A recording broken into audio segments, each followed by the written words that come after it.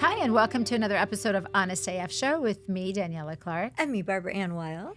Good morning, Miss Barbara Ann Wild. Good morning. So, this finally worked out because I think we've been planning this.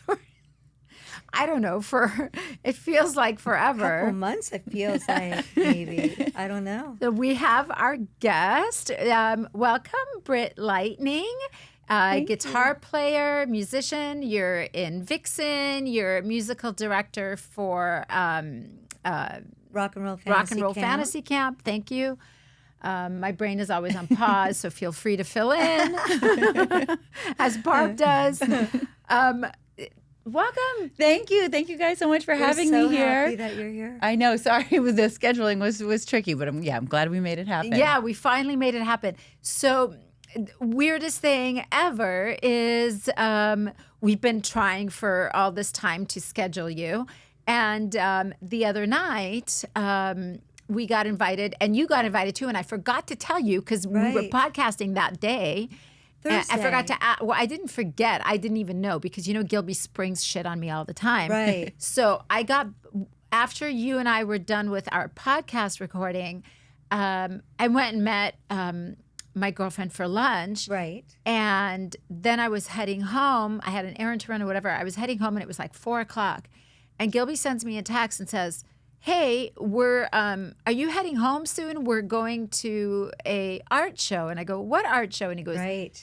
"Billy Morrison's art show." And I was like, "Oh." With Mark Weiss. Yes, with Mark Weiss. Mark Weiss's photography that Billy then painted. Yes. So I raced home, got dressed really fast, went to the event, and it was so cool. But while I was at the event, Gilby goes, "Turn around." And I turn around and there's Britt. We were invited. Right. But Zach had his first show that night for Experience Hendrix. So, Mark is how Zach got the gig with Ozzy. Right. So we'll do anything to support him and love Billy so much. But Zach was away, and I never thought to go without him. Right. I know. If I would have known you were going, I would have been like, "Oh, I'll still go." I know. Yeah. I feel so bad because when we got there, Gilby said to me, he goes, "Barb's probably going to be here." And I go, I didn't even think about it. And why didn't I know? So I could have we could have discussed. Yeah, we could have planned it. We could have planned it. Yes. So I was so annoyed by that. But it's true, right? Like so many times when Gilby's out of town, if I get invited if we get invited as a couple to something, I usually don't go. Yeah, I didn't even think of it. If I would have known you and Gilby were going, I would have been the third wheel and have gone with you guys. But always try to support everyone we love. So how cool you guys got to meet before. We got to meet. Awesome. It was really cool. And then Billy Idol played. That was amazing. Yes, he got up and jammed. Really cool. Yeah, and Gilby played. And the art was just awesome, though. I love how Mark Weiss had his original photograph next to the painting. I saw that from all the Instagram posts, and it was really cool. I mean, Mark has this gift of being able to get artists to do things that they would not normally ever do for anyone else. It really doesn't give, you find yourself in a costume and you're like, how did this even happen? My first gig in the music industry was working for Mark. Oh, really? When Zach got the gig with Ozzy, I was only 17. And Mark was like, I really need someone to help me up in New York City in the studio, one day a week. And I was like, I'm there, and I loved every minute of it. But that's how I've known Mark and worked for Mark since you were a kid, since '87. Wow, that's so cool. Yeah, so that's crazy. You were just a toddler at that time. Yeah, I was gonna say. I was only 17, so I'm sure you were being born or something. Wow, that's cool. Mark is just one of the nicest people, though. Yeah, he's just. And he's still so passionate about what he does, and he's still creating amazing photographs. So he just shot our new Vixen. We got a new lead singer, Rosa Laricuda. So she's fronting Vixen now, and we just did a shoot with him. We played that mountain festival and up in the Smoky Mountains, and Mark was there shooting, and he did our new band shot. Yeah. That's really cool. How long have you been playing with Vixen? I joined Vixen in 2017. So Okay. that's like 7, almost 8 years now. Yeah. How did that come about? So I had moved to LA. So I grew up in Boston. Okay. And I always, I've been on the road playing in bands and touring since I was 17. But I got a big gig when I was still living in Boston, playing for a big Spanish artist named Alejandro Sanz. And we were on the road for like 3 years straight, overseas and stuff. And then when I finally came home to Boston, I was like, it was a snowstorm. It was like all these things. And I was spending so much time in South America. And I was like, why do I live here? And at that time, too, like all my friends were kind of not jamming anymore. Everybody was getting married and buying houses, and the scene changed. And I was like, I got to get to LA. So that was it. I packed up. I drove cross country. And when I got to LA, I didn't really have a plan. I just knew I was out of Boston. And I realized, wow, things are so much more expensive out here. Maybe it's time for me to just stop acting like I'm 18, going on the road all the time, and use my degree. I have a degree in music business. And so I was like, maybe I should use it, because there's all of these music jobs out here that weren't available in Boston. So I started working for Universal Records in the legal department, which was cool, and I enjoyed it. But I didn't realize how much I hated being chained to a desk. I hear you. Yeah. It wasn't the work. I enjoyed doing all the contracts and everything like that, but it was like, did not have that freedom. I don't know. It's like a mental exact prison same way. or something. It's like I can do it all, but I want to do it in my own time and in my pajamas or on the couch or whatever. It was just Without a doubt. Yeah, it's a different thing. So I couldn't stand that. And right about at that time, I started. I had gone to the Rainbow, and I met this bartender, and she was like, we connected. She was like, "Remember me from MySpace?" And I was like, "Oh yeah." And it was Rachel, who was playing in the band Paradise Kitty, an all-female Guns N' Roses tribute. Right. And she was like, "I need a Slash. You live here now? You're perfect. Be Slash." And I was like, all right. So I started doing that, and then from there, we played on the Monsters of Rock cruise, and Larry Moran manages Vixen. And then he saw me, and he also runs the Monsters cruise. So then he was like, "Oh, you're perfect for Vixen." And it was just perfect timing, because the Guns N' Roses thing was kind of running its course. I really wanted to do more like original stuff. And then I quit the job. My mom was like, I would call her every morning on the way into work. I was commuting from Hollywood. I was living in Hollywood, and then, Universal Records corporate offices is in Santa Monica. Oh, right. And that took like 2 hours in rush hour traffic. It's hideous here. And so my mom's on the East Coast, so I'd call her early, and I'd just complain about how much I hated it. And finally she was like, "Do me a favor. Don't call me again until it's to tell me that you've quit, because I'm sick of this. This isn't you. You're not this person, and you're angry and you're miserable, and just quit." And so anyways, I quit. And at the same time, I joined Vixen, and that's kind of how that all happened. That's awesome. Long That's story, great. but that was it. Yeah. That is so wild. It's funny because when I was young in Hollywood, I remember Vixen playing all over town. I remember seeing the ads and the flyers and everything. And then when I told Gilby that we were going to have you on, he's like, "Oh, you're going to love her. She's such a sweetheart. You're going to just love her." But I didn't really know much about Vixen or the history or excuse me, my voice is cutting out again. Oh. But it's such a cool story, all girl band and Yeah, well, and growing up, so I started playing guitar when I was 15, and I have to say I had two major influences. I started playing because I heard Van Halen, I heard Eruption, and I was playing the flute in the school band at the time, and I was like, forget this. I threw that out the window, and I was like, grabbed an electric guitar, and Zach was a huge influence. And actually, I just have to share with you, Zach was the very first rock star I ever met, and I had been working at the same time at a Daddy's Junkie Music. Remember those stores? Yeah, they were great. Yeah, and we had an in-store with Zach to come in, and cool. And I got him to sign my first guitar, my purple sparkly Ibanez. And I remember being like, his first guitar was an Ibanez too. Oh, it was really? Pink. Yeah. Funny.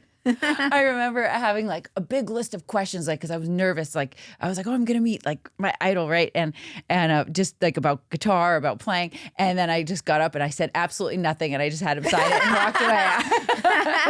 walked away. I'm sure he talked for you. So usually there's no shortage of Zach having something to say. Yeah, I'm sure he filled in quite nicely. I have an interesting connection to Vixen as well. So when Zach first got the gig with Ozzy, and the first record he did with Ozzy was No Rest for the Wicked, the first major tour that they did, Vixen was one of 3 bands. It was Vixen, White Lion, and Ozzy. And I hung out with those girls. I don't know if any of them are Roxy. So when I first Roxy was lovely. Yeah, Roxy. Sherry was my pal. Okay. And Jan was amazing. I mean, I loved all the girls. So, but they, I was this little teenager that they took all around and, told me, don't talk to him, hang out over here. But I love the girls. And Julia, who plays in the band, who's married to Richie Kotzen, is our friend. Yes. Okay. Yeah. She's very good friend. So actually, when I joined the band in 2017, it was all the original members except for Jan, who passed. Right. But it was Janet on lead vocals, and it was Cher on bass, and Roxy on the drums, and then we've just kind of gone through a few lineup changes during COVID. Cher was. We weren't playing, and Cher lives in Florida, and she was just crushing it in the real estate market. She was like, I'm going to get into real estate to try to. Yeah, she's so creative and driven. And she's lovely. Yeah, so she just started crushing it in real estate. And then she was like, it's not even making sense for me to go out on the road right now because I'm going to miss all the open houses that I do. And so she's killing it. So then when we were looking for a bass player, I was like, guys, don't hold auditions. I have the girl. Because you found Julia? Yeah, well, yeah. So I had worked with her on a few projects. She was one of the very first people I met when I moved to LA. So I was like, she's the one, and she's the perfect fit. She's amazing. I love her so much. Julia's awesome. Yeah. She's just so fun, and just her spirit is amazing, and she's so talented. So talented, yeah. This whole LA music scene is just so small. So it's like a small everybody knows everybody. Knit family. Yeah, I love that. I love that. And I love finding like powerful women in this scene, like you guys. Like everything that you guys do is amazing. Oh, thank you. And so I'm happy to connect with you guys here because there's not enough women, I don't think, in the scene still. I agree with you on that. And, Sharon Osbourne is a pioneer for us, right? So she kind of, as far as the business side of things, she opened the doors for women because, she's from that generation where she had to, go balls to the wall to sit in the room with these guys who were just, not allowing her to be who she is. And she just was not having it. She's like, I have something to say, I have something to do. As women, I think a lot of times it's easier for us, for me especially, I'm defending my husband, right? So I'm going in there and I'm willing to fight for him. So it's probably, Sharon at the same. So, but it's remarkable how far things have come, There's still a lot. I've still sitting in meetings at times where the misogyny is a bit much, but you just have to be willing to once you open your mouth and you have something worth saying, then it changes a little bit, Yeah. But, well, I always tell Frankie that. I always tell Frankie, you know what? You show people how to treat you from the second you meet them. Yeah. And know your worth. Mm-hmm. Yeah. I think that I just sat with Frankie the other day and I was trying to tell her, you have so much more going for you, and you have done so much that you have no idea. It's hard because, you don't really want to massage your ego all that much, but, people that know you and can see it from that maybe you're too close to it and you can't see it. I'm sure for you as well, you're doing all these things and you're probably not even realizing how remarkable it is to be in at all, have a seat at all these different tables that, it's not that easy. It's super commendable and exciting. Just trying to book you onto this show was difficult because of your schedule. How do you handle relationships? Have you been married? How does that go for you? So I've never been married, and relationships have always been a challenge for me. At first, I thought I should date musicians because they get it. Wrong. Right. that proved to be very hard also. Not for one thing, the schedule. So if you're dating somebody else on the road and you're touring, the chances of you meeting up are hard. It's like, oh, I see you're going to be in Iowa on the same day that I'm flying out. Maybe we can grab coffee. But, so it's like, that's for sure. But, and, I've had some trouble, I think, mostly with just like jealousy for some reason. And I think what I've found is, and trust. And it's like, first of all, I'm not entering a relationship if I don't want to be in one. So why would I screw that up? It's much easier for me to be single and mess around than being in a like. Why would I want to do that? It doesn't make any sense to me. But I realize it's those people that are always paranoid about that are probably the ones that you shouldn't trust because they know what they would do in those situations. So that's what I've learned. So that's I've been through it all. But anyways, then I dated an actor because I thought I'll stop dating musicians. That was way worse. Oh, so anyway, I'll never do that. Worse than that is an athlete. You're going down a bad path. But I am now dating a great guy. Actually, we just moved in together. Cool. You might know him, Tommy London, because we met him the other night. Right? Oh yes, you met him the other night. Yes, and he's DJ on Sirius XM Radio, and he's also a singer, and he's just awesome. So, after my last relationship, I was like, I'm never dating anybody from LA again because it's just LA people. I don't know. It doesn't work. So I actually met him, and he's a big time New Yorker. But he wanted to come to the West Coast, so I was like, all right, let's do this. So he's great, and he's super supportive, and nothing is better than feeling like you can go on the road and not have to deal with extra drama and bullshit. Because it's hard enough. You're on no sleep. You're eating shitty food. All the things that go along with that. And then to have somebody just bitching at you for no reason and draining you. One of those like emotionally draining things. I just can't have it. I'd much rather be single than to be in a difficult relationship.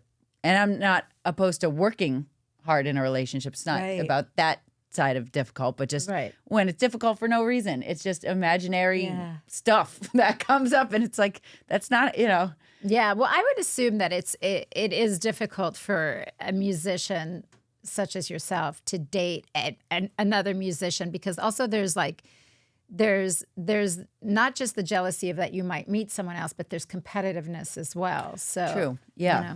One's working, one's not. It's right. It's tricky. It can be really tricky. How did you get involved with Rock and Roll Fantasy Camp?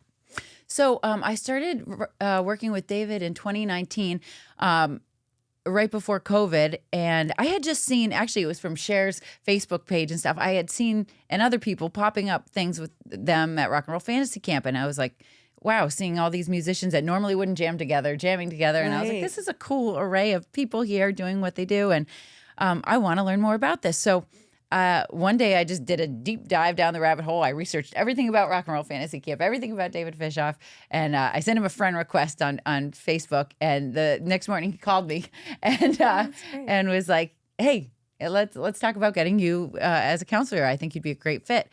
And so we started talking about it, and it was a great fit. And my first camp as a counselor, I did. It was Cheap Trick were the special guests, and it was playing Sergeant Pepper all the way through with Cheap Trick at the whiskey, and that was like the theme of the camp. How fun! Yeah, very I love fun. those guys. And I just had a blast, and it was so much more than I thought it was. It's really like a magical experience, and everybody learns something. Everybody grows. The people that you meet are amazing. The campers and their stories are just so inspiring. Absolutely. And it's just something different for musicians. Like, well, explain the program so that our listeners who don't know what it is. Sure. So it's a 4-day camp, a Thursday through a Sunday, and campers join a band. So campers can be any age, any level. I interview now any level of musicianship. Yes. So we have people that they could be any age. That's Wow. Yeah. So like, we always joke like these bands they would never be bands in real life, but they're bands at camp. Like we had a 10-year-old and a 70-year-old in the same band, and they've become best friends, by the way. Oh, that's so sweet. That's really and they keep in touch all the time. They go to concerts together. It's very cute. I didn't notice. Zach's done it quite a few times. Yes. And I never knew that it was open to children. I thought it was only adults, 18 and up, but that's cool to know. Yeah, no, I mean, they have to have an adult with them, right. As a guardian and stuff. Yeah. But any age. And so somebody could have just picked up the guitar during COVID and, they've only played a few chords. They've never played with a band. We get a lot of people that have never played with other musicians, and which is a whole different thing than playing along to a YouTube video or playing along in your bedroom and then actually jamming with real people live. It's a whole different vibe. Right. And people that have never stepped on a stage before, and they get to play at the Whiskey A Go-Go and other legendary venues. And then we have people that play in tribute bands that are awesome, and they're big fans of the guests that come in and just want to get better and network. And so now that I'm the musical director, one of the things I've added is I interview every camper over Zoom before a couple of weeks before camp to get to know them, to get a sense of their experience level, but also their personality. Because as you know, personalities have a lot to do with making a band successful, helping to if people can get along, that makes things a lot easier. And before, years back, because Rock and Roll Fantasy Camp has been going on since 1996, believe it or not. Wow, 28 years. That's crazy. And so in the early stages of the camp, people would just show up and you would do a live audition in front of all the counselors and all the other campers. And they'd be like, okay, you're going in this band, you're going in this band, which is very nerve-wracking. Wow. So this kind of makes people a little more at ease before coming to camp, because there's a lot of anxiety before coming to camp. I'm sure. Actually, one of the biggest things that happens is people call up the week before camp and say, so-and-so's sick, or, they have some excuse. And then we talk them off the ledge. We're like, okay, you're nervous. You can make this happen. And a lot of people, try to back out right before camp because they get scared. But placing them in bands early on and connecting them with their band and counselors about 2 weeks before camp helps them to, break the ice, get to know everybody, and talk about songs so they can prepare in advance instead of just, great. Jumping into the camp and being scared, like trying to learn so much material, not sure what's going to be thrown at them, what they're going to be expected to do. So this way the bands could be like, okay, let's focus on this song and this song to play with Zach, or this song to jam with, and so it's easier. So we've started to do that. But anyways, once you get to camp, there's 4 days of band rehearsals, jamming with the special guests. So you get to jam a Black Label or an Aussie or now a Pantera song too with Zach at camp. So they get to jam with their special guests. We have jam rooms where you get to just jam with other campers that aren't in your camper band and other counselors. So we have a night of that, which is super fun. We have themed jam rooms. We have master classes put on by all the counselors. So there'll be like, Rudy Sarzo will do a bass master class, or, we even have, aside from just specialties on the instruments, like bass and drums and vocals, we have like stage performance, how to be a better performer on stage, or cool. stage fright, talking about that. A lot of people have that. I had that. Or fashion in rock and roll, which is that you should come in and do a class on that with your teens and everything. But anyways, so we have master classes, and then we have Q&As with the special guests, and then we have the live performances. So there's 2 live performances that camp culminates with, and each camper band gets about 12 to 15 minutes on stage jamming. At this upcoming women's camp, we're going to be doing the final show at the Viper Room.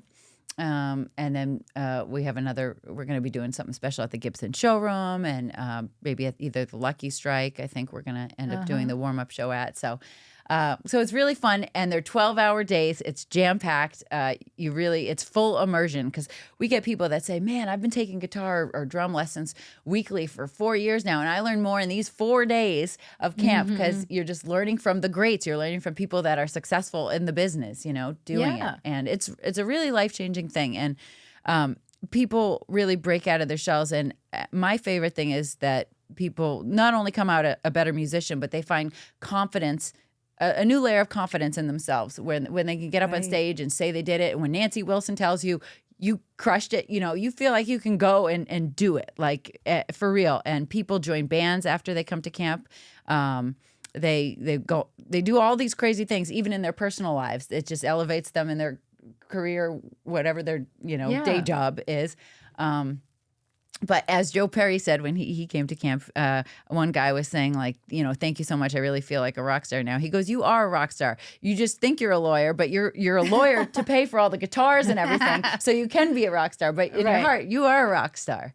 And so that's what it's about, really, just living out your dreams, because it's never too late. Whatever stage in the game you are, whatever age you are, you know? Yeah, I love that. do too. It's so cool that you can be at any stage, any level, and Yeah. all you really need is the desire To do it. to do it. Yeah. Yeah. To And, play and to have the confidence and to get in that room, which I think is a huge hurdle. You know, it's like must be really intimidating. So kudos to all the campers because that's It like, is. amazing. And once you just do it, then it's just like a world of possibilities opens up. You know, it's like when you're afraid of something, conquering that fear, once you do it, it doesn't even matter the outcome. It's just the fact that you tried it and did it and put yourself out there. Yeah. Then a whole new world of possibilities is open and you're just stronger from it. And the reason that any level can do it is because there's always something to learn. Music is endless. You can never master music. You can never conquer the guitar. It's a constant learning process. There's always more to learn, which is what's so awesome about it. And you said that this one coming up is all women. Is that Yeah. the first time? No, okay. So in 2022, I told David, I said, I think we need to do a women-only camp because we get about 5 women out of 75 campers at every camp. I'm always like, why are there not more women? And I said, I think it's because, it is an intimidating environment for anybody to come to a rock camp. Yeah. And then as a female, it's more intimidating. Like I did an interview with Jennifer Batten, who played for Michael Jackson, and she's amazing. And she said, yeah, I did one of those Steve Vai guitar camps, and I was like the only woman, and I hated it. She said everybody made me feel like everybody was staring at me, waiting to see how I did, waiting to see if I was going to mess up. It was like, and that's Jennifer Batten. So, and she's like an amazing, accomplished virtuoso. So now take it to somebody that's not, and then it's more pressure like that, So David said, I don't know how you're going to sell it out if we only get 5 women at each camp. I said, they're going to come because of the environment where it's very inclusive. Everybody's going to be very supportive, and we're going to share our own experiences and why it's hard, and it'll just be empowering. And it was. So when I was pitching it to artists, we asked Melissa Etheridge, and she loved the idea of women only. Nancy Wilson of Heart has done camp a bunch, but she loved the idea of women only. Right. So our first camp had Melissa, Nancy, Kathy Valentine of the Go-Go's, I love Kathy. and Orianthi. And it was awesome. And that camp was one of the fastest selling out camps. Wow. And That's cool. I have to say, when people do the final show, like say we're at the Whiskey, there's like 12 bands or something. It sometimes happens when a band goes on, and then they're like, their college buddies came and everything, and they're all partying together. They go do shots, or they go next door to the Rainbow, they come back, whatever. But at the It's a rite of women's passage, that rainbow. yeah, Right. but at the women's camp, nobody left. Every band was front and center for all the other bands. that's so Everybody cool. was cheering them on because everybody kind of really bonded and got to know each other. Really took the time to interact and find out everybody's stories. And so it was like everybody was rooting hard for everybody, and nobody left. And it was the most supportive camp I've ever seen. I'm getting chills talking about it that's right so now. cool. And so it was amazing. So then our second one we did last year in Nashville, and we tried to combine a little bit of country elements because we were in Nashville. So we had Winona Judd. And we had Lizzie Hale, Hailstorm, Yeah, and we had Lizzie's Vicki amazing. Peterson. That Bengals. voice. Yeah, and it was so cool. And I have to say, like their Q&As, like Lizzie really was just so raw and honest about all her experiences as a woman, and same with Winona. And I just feel like the content that came out of that and the way everybody was able to share things, it would have been different if there were men in the room. The subjects and everything, and the raw honesty and emotion. Like there was a point in Lizzie's Q&A where she teared up, and the whole room was like in tears because it was just so emotional and so touching and intimate. And so I think that is really what's special about having all women That's so innovative. be there. Yeah. So this upcoming camp, this is our 3rd annual, so I do one a year. And we have Nancy Wilson, who is coming back because she's amazing and loved it. Gilby played with Heart. Oh, okay. Yeah, Gilby was in Heart, and he played with Nancy Oh, and no Anne. way. And so When was they that? were on. Gosh, I think it was like around in the 2000s, like early 2000s, maybe like 2008, something around there. Cool. And Frankie was little at the time. I don't remember. I think Frankie was like 9, 10 years old, and we'd go on tour with them. That's it would so be like the whole cool. family, all the kids, everybody's kids. It was so great. And Gilby did another tour with David Fishoff. Yeah. Was it the Ringo? all stores? You know what? I don't remember. Yeah. I'd have to ask him. I don't remember, but yeah, but Gilby's done that. Yeah, that's very cool. Yeah, it's all like full circle. It's all family. Like everyone you're talking about, Kathy Valentine, Nancy, like and Lizzie Hales. Gilby's played with her, and so it's all full circle. It's love really that. Cool. Yeah. So who do you have? Okay, so time? so we've got Nancy Wilson, we've got Sheila E. Oh, which I'm very fun. excited about. I've never met her before. She's awesome. Yeah. And we have, oh boy, why am I drawing like, Lita Ford. Oh, I love Lita. And Nita Strauss. Oh, from cool. Alice Cooper. Nita's very cool. Incredible. Amazing, yes. And we've got Rhonda Smith that's going to be there. She played with Jeff Beck. Yeah. And Roxy Petrucci from Vixen is going to be this is her first time coming to Rock Camp because she always sees me when we're on the road. I'm always working on stuff and making graphics and doing things. She's always like, what do you exactly do? So I'm excited to show her what Rock Camp is really like. And Julia is also going to be a counselor at the camp. Oh, good. We have Eva Gardner from Pink as a counselor. She's been with Pink for forever. She's an amazing bass player too. We've got Jenny V from Eagles of Death Metal. We're friends with Jenny. Yeah, so it's going to be a very cool camp. And we have a panel. Melinda Newman from Billboard Magazine is helping to partner with the camp, and she's moderating a panel where we're going to have some cool people talk about the business side of things, which it would be very cool if you guys want to pop in on that too. We'd love to have you. And anytime during the camp, if you want to pop in, you're more than welcome to. We hold it at AMP Rehearsal Studios in North Hollywood. Oh, yeah, I know. When is it happening this year? So it's December 5 through 8.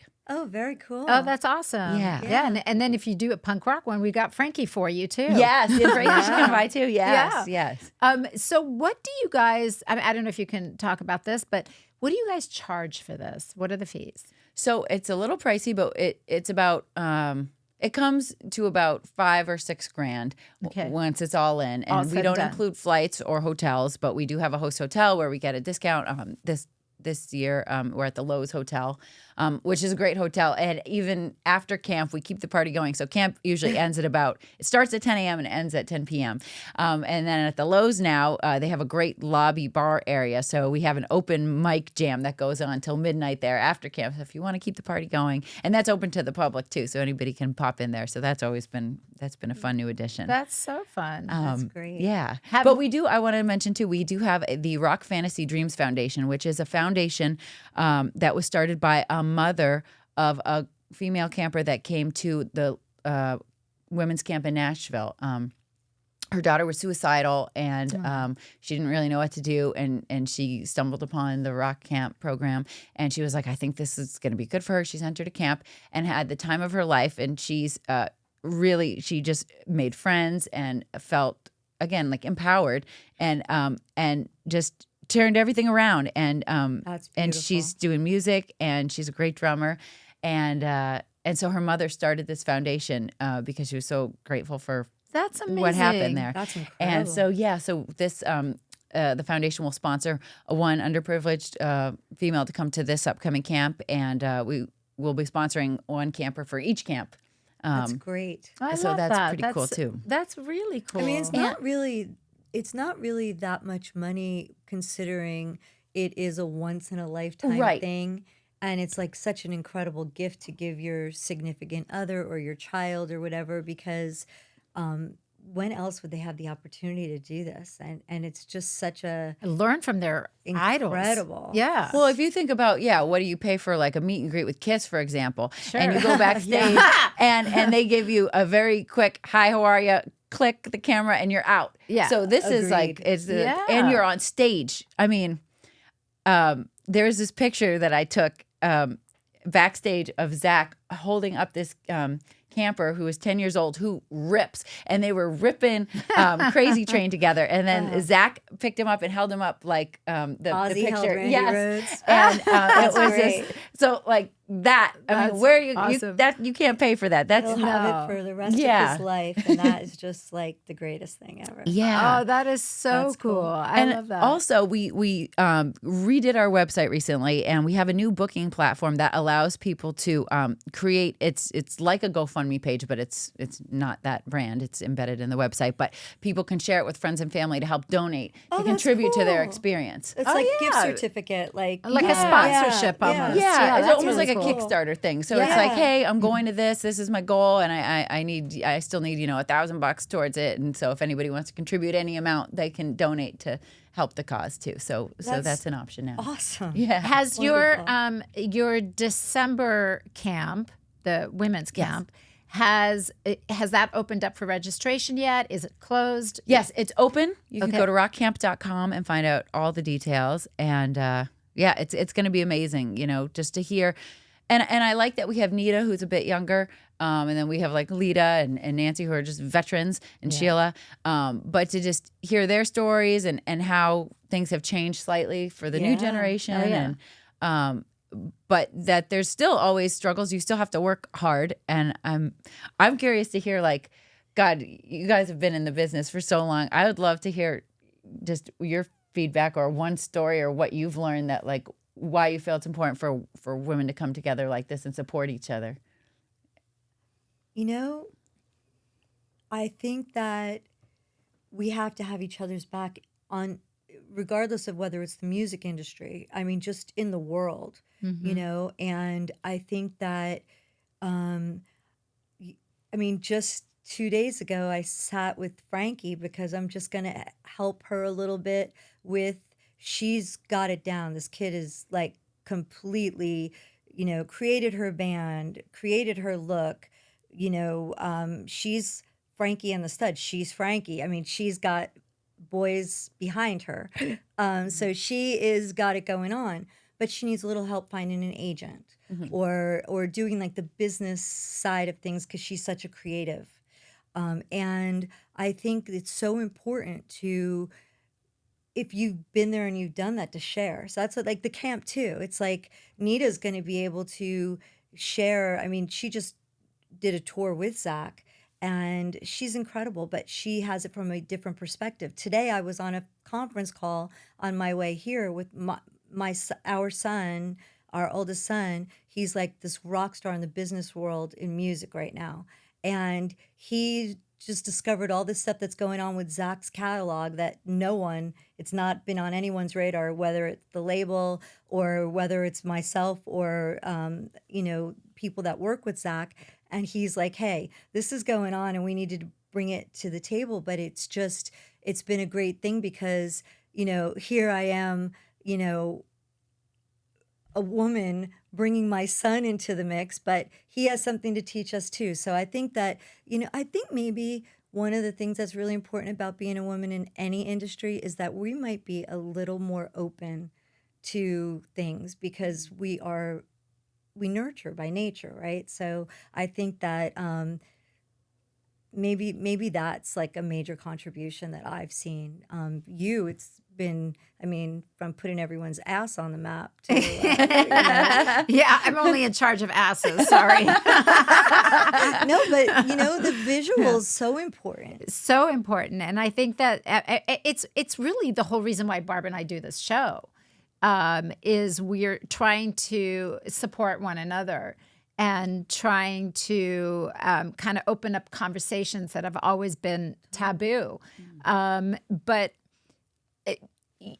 for like even for Frankie, our daughter, it's it really was like a boys' club for so long, and music really, and it kind of still is in a sense. So it is it's important that they get this kind of enlightenment and support and camaraderie and it's the whole reason why we do it. And for me, in what I do is completely different to what you guys do. So, not really though. It's just so empowering to be able to make someone feel good, Yeah. or True. to let them know that they're on the right path, because the confidence that that's true. It's Yeah. the most important thing. Oh, yeah. Because Yeah. I was just telling Frankie the other day, like, that you're doing everything right, and that should be empowering to you. You should feel good about it because She did mention that you said that to me, and that did make her feel good. because it's important to hear that, and it's especially important to hear it from other women. We have to have each other's back And I'm behind the scenes with my husband, right? But he always has my support, whether it's, he's not as, I find that musicians that I've worked with in the past, they seem to be, most of them have seemed to be a little bit hard speaking for themselves, and especially in the business side of things. Yeah. So it's like, I have no trouble going out there and tearing down, down walls, and I don't take no for an answer if it's love it. for someone that I love and I'm passionate about. So I think, that is also very, I think, women driven, because Yeah. mama bears, we're not about to let anybody walk along over the people that we love or that we have to protect. Right. So I think that has made me feel empowered sometimes. But yeah, I mean, there isn't, Sharon and I were just having a conversation the other day. I was telling her a story about something happened to me in a meeting, and she's like, it absolutely is the whole reason why you have to work 10 times harder. Yeah. Be, we're a bitch if we're aggressive or driven. For men, it's a badge of honor. For women, it's like, oh, she's a bitch or whatever. Right. So I think it's super important that we just know our worth and try and share it with other women. And yeah, I think what you're doing is incredible, because to have a voice in that forum, which there probably wasn't any before you started making those phone calls, it's very cool. Yeah, it is cool. And, like you said, just those words to Frankie meant so much. It's, because so I feel like when you get older, sometimes if you have insecurities, it's because that one person in second grade said that to you, and you never forget. You never forget words, right? They hold weight. And but when somebody that has been successful tells you can do it, it makes a huge difference. And it's great to hear that it wasn't easy for these people, because you just see their successes online, and or wow, well, Heart's got this many albums, and well, maybe they had an agent and it was just easier. But no, you hear all the struggles that daily almost that people go through it, and how you just have to persevere. And but also the industry has changed so much from when they started to where it is now. Right. Yeah. What do you guys think about that? Like, as far as everything's available on social media, so you have the platform to put everything out, but then at the same time, everything's so oversaturated. There's so much noise. Yeah. What are your thoughts on that? I think it's really tough. I actually, it's interesting, because like I've always thought like it's a double-edged sword. And on one hand, we didn't have social media back in the day. I mean, everybody was outside on the Sunset Strip flyering and getting people to come out and see them play. So you think that because now there's this platform, all this social media, that it's easier to promote, it's easier to be out there. But how do you teach an artist to stand out? How do you get past all the noise? How do you elevate yourself, so that people do take notice? Because just because there's a platform out there doesn't mean it's automatically it's easy to promote yourself. Right. So it's kind of a double-edged sword. And then there's also all the negative stuff. You have to, develop a really thick skin, and then especially for women, the sexualization of artists on social media, and it's such a different time, and there's so many more things I feel like you have to be more careful of, so because you're so exposed. Right. I think it's a double-edged sword, right? I think, like, if you ask Zach, which most people would have thought he'd be completely against social media, he has embraced it. Like, I think the door, he was the last one in he's a little younger than most of the guys in his peers. But he definitely, I think the door shut once he got in the forum, but he has embraced it and loves every minute of it. And he feels like, the world's your stage now, and the playing field is level, right? Because some kid in the middle of Wisconsin can be just as viable online in the world that it would have just been his little local town that, God only knows what he would have had to get done, and he wouldn't be able to drop into a DM of, an A&R person at Universal Music or, so in some respects, it has opened up things and leveled the playing field. And then in other respects, it's so difficult because people's attention span is a second. So, it's like Andy Warhol was so ahead of his time when he said everyone's going to have their 15 minutes. It's like 15 seconds now. Yeah, totally. But I think that there are some really great things about it. I'm not a fan of AI. I don't believe it has any business in art. I really don't. I just think that, like, this Justin Bieber song that was created by AI yesterday, it is not okay to me. I think, being married to someone who has learned his craft, who practices 6 to 8 hours a day, who really is a historian in music and knows where he has a really strong foundation and really learned his instrument and had to navigate, like, to see people to see that a computer can just regurgitate that and spit that out without a soul is, it's not okay to me.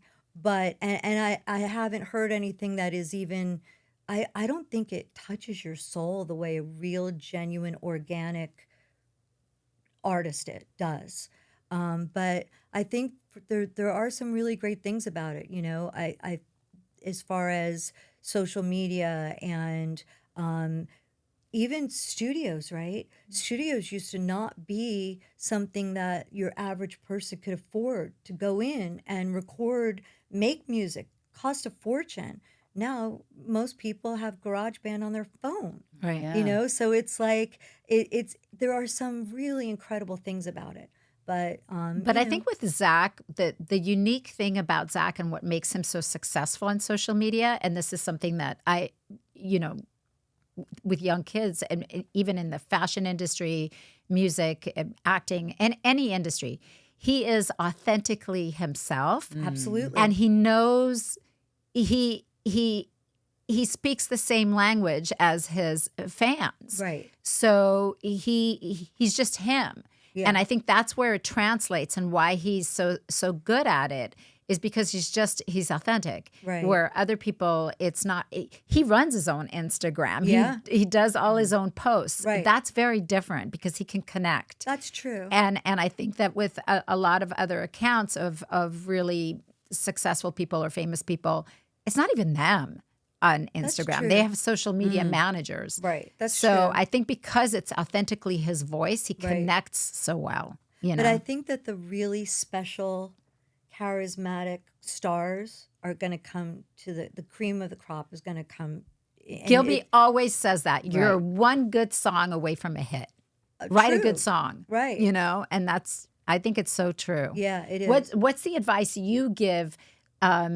Like, what do you guys talk about with young campers in terms of like where the music industry is now, and with AI and with social media and all that? Well, I agree that I think the AI stuff is horrible, and there's no soul, and it's just crazy Dangerous. that it's dangerous, right?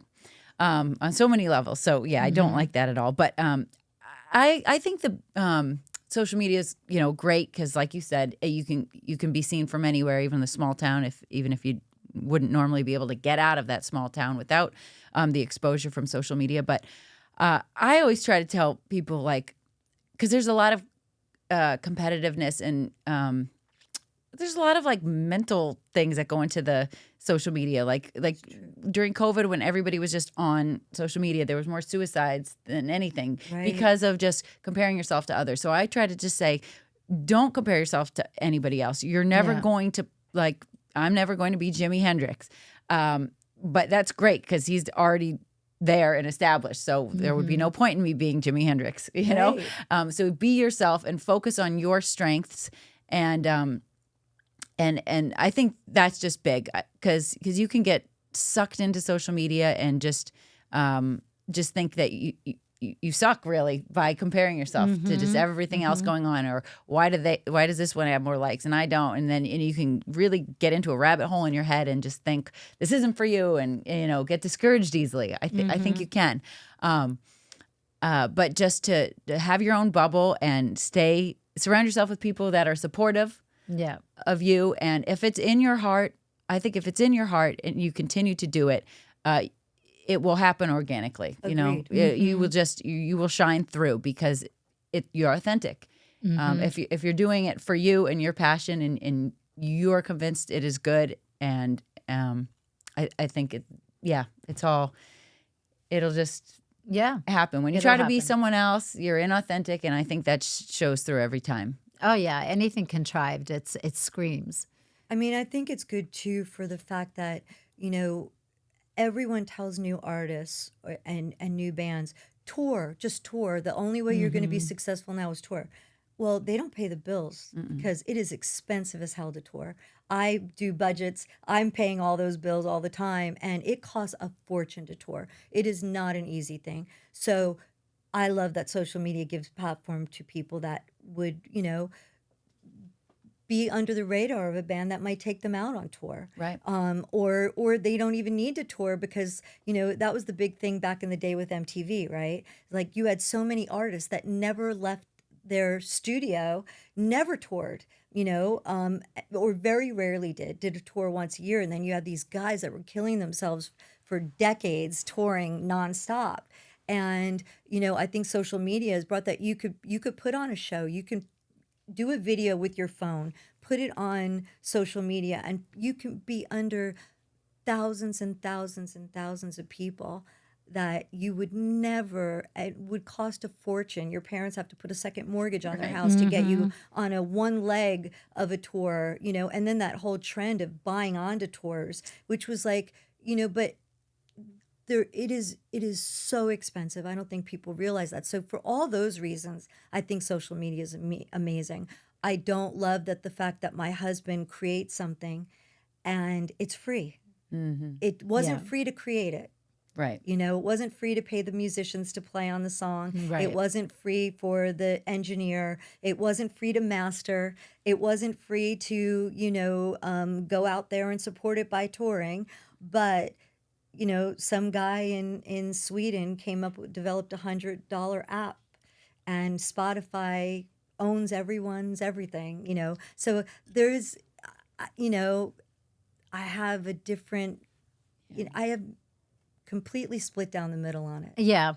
For every great thing, there's a negative. Right. For every negative, there's, I will tell you one cute little positive story about social media that was just unreal in our household personally, was how Frankie first got her big break with Billie Joe Armstrong from Green Day. Some people might think because she went out on the road with him with his side project. And some people might think it was because of her dad or because, we're connected, but it had nothing to do with that. It was social media. She saw a picture of Joan Jett and Billie Joe Armstrong together. And she's always been a huge fan of Joan Jett and a huge fan of Green Day. So she posted it on Instagram and just wrote on it, Mom and Dad. And said add Joan Jett and add Billie Joe Armstrong, Mom and Dad. And then Billy saw it and he started following her. And then he started seeing her music and her videos. And then that's how she got That's amazing. the gig. Wow. So that came from social media, which normally would never have happened. No. So you just don't know. I mean, Zach is the hugest fan, obsessed with Sarah McLachlan. Really? And we've not really ever been in the same circles.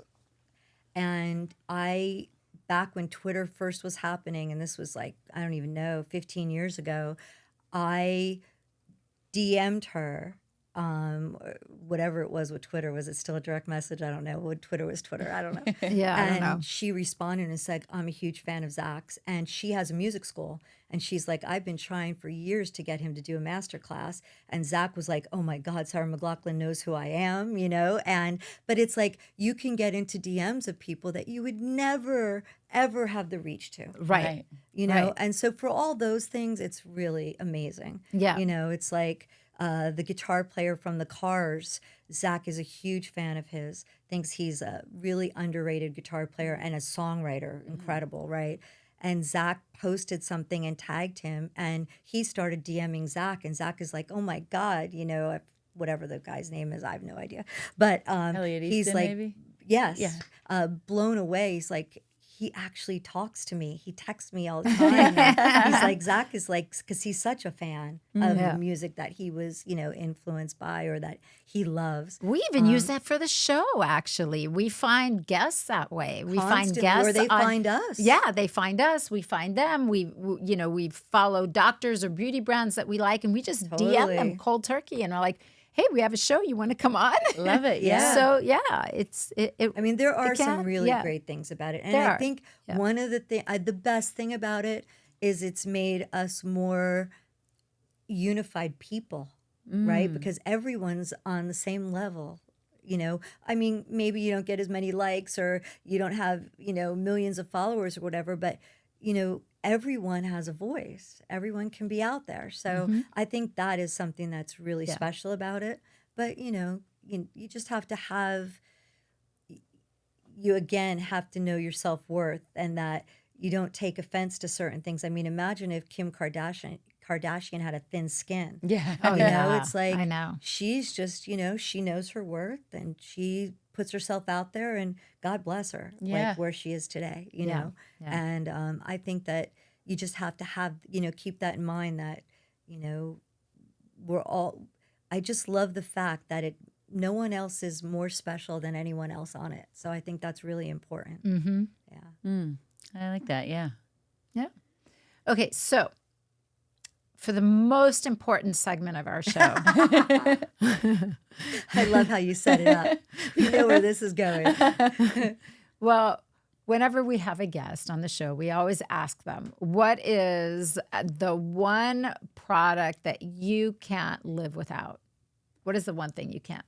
Like beauty product? Yeah. Okay.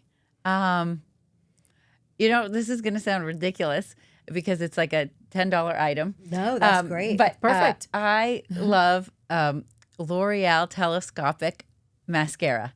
And if I don't have that, I have like 20 of them at all times because they're in every purse I own, every wallet, just because if I don't have that, that's all I need. Your eyelashes are beautiful. So Yeah. thanks for the But tip. that's a good People one. think sometimes I have extensions and stuff, but it's just that. No. And you get it at CVS. I mean, it's nothing fancy, but that and the waterproof one. I get the waterproof one because you sweat on stage, and you know. Yeah, exactly. You don't want your makeup all the way down your Oh my God. So I remember back in the day, just going back to like Vixen, like everybody had the hair, right? Yes. So everybody had this huge hair. How did you escape that? Zach and I are still trying to figure that out. I just never had never that. did. Yeah, I never did. Oh, but I did. remember all the and musicians I created did. Zach's hair. That hair that he had. Even Gilby he at one point he had like really big hair, and he would use, because like everybody back in the day used to use heap loads of Aquanet. Yes. But Gilby for the longest time was using ivory soap.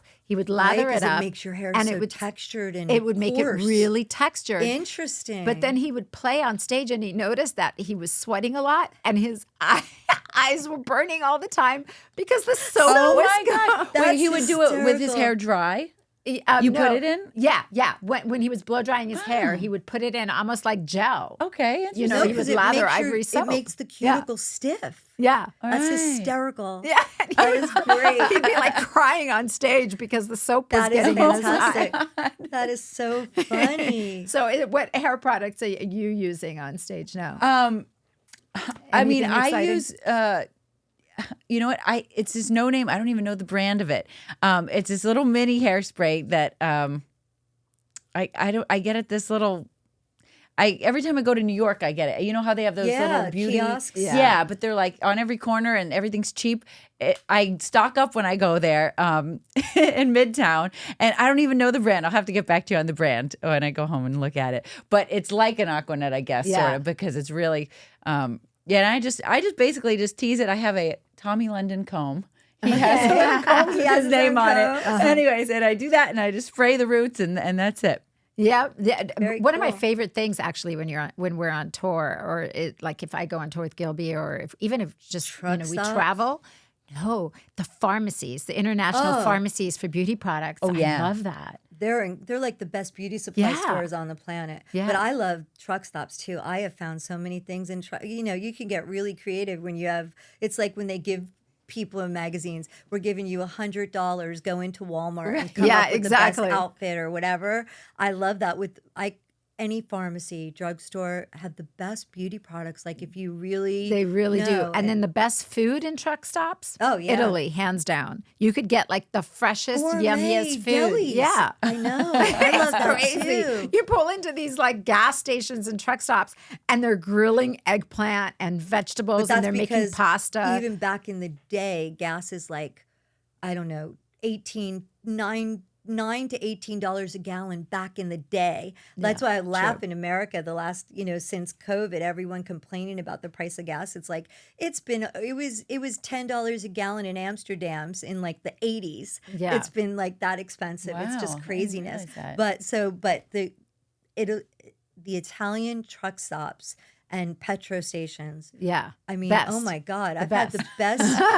You're making me think of like this pistachio donut thing that I had last time I was in Italy when we were getting. Of course, gas. it's always a sweet fantasy Oh, for you. Well, I know my sweet tooth is just crazy, epic, off the charts. All right. So, how do our listeners find you? Find Rock and Roll Hall of Fame? I'm thinking bar. I keep doing that too. Yeah. Rock and Roll Fantasy Camp. Yes. How do they find you guys for more information? Yes, you can go to rockcamp.com or it's at Rock Fantasy Camp on Instagram and Facebook and on X, I guess, too, but we don't really use that so much, and TikTok.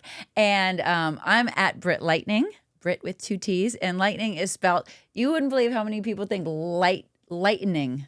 Like hair lightning. Oh, like lightning. But lightning, like the sky lightning. Yeah. Yes. Yeah. People always misspell that.